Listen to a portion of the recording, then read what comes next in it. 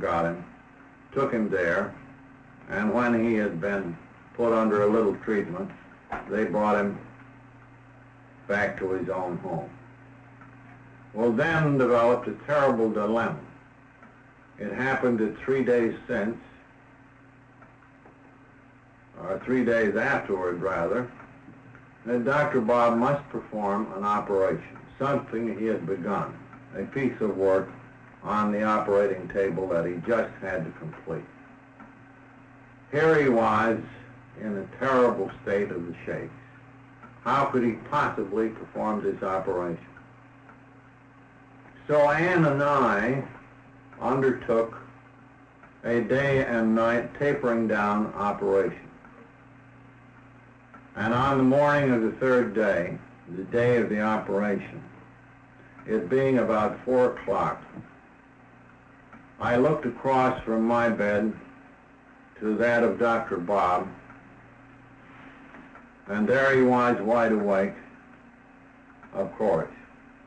And he looked at me and said, "This is it. I'm going through with it."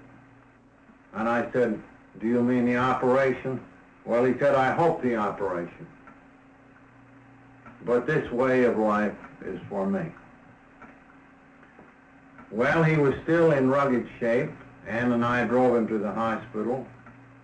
Just outside, he had a final bottle of beer and 1 goofball, went inside and performed that operation. You can imagine how we felt sitting there in that car just waiting. But after a while, he came out,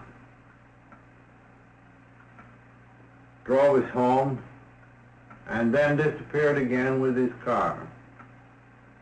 And when he finally arrived on Ardmore Avenue next, he told us that he had been making restitution to people that he had harmed.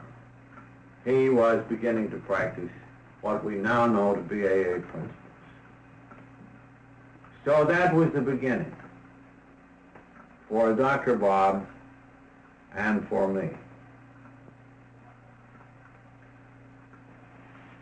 Presently, Dr. Bob said, "But Bill, shouldn't we be working on other alcoholics?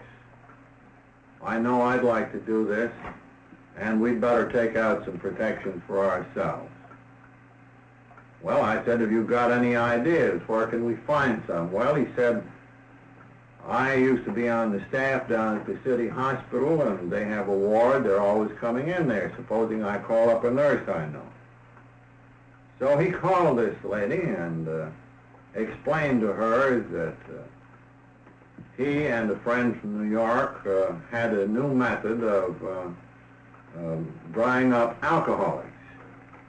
And the nurse, with some asperity, still with good humor, I imagine, said, "Well, Dr. Bob, considering your performance down here, I hope you've tried it on yourself." And he said, "Well, I certainly have."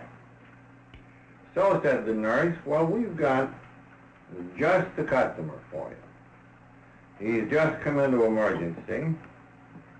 He's black both eyes of one nurse. He's in delirium.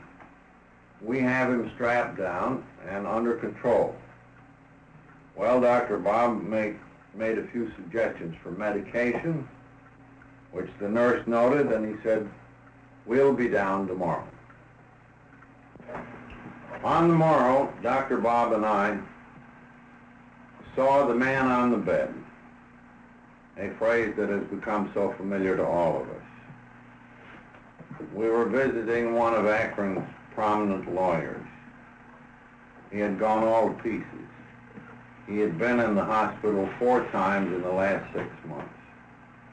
And as he hopelessly told us, he couldn't even get home without getting drunk. So I told him the nature of his malady, quoting Dr. Silkworth.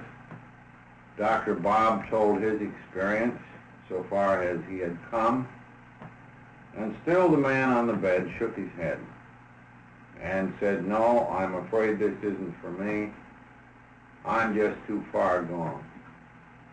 It isn't a matter of faith in God. I have faith in God, but I'm sure he hasn't got much faith in me. But come back again, won't you? You fellas seem to really know the score. So next morning we came, and we found his wife standing there at the foot of the bed.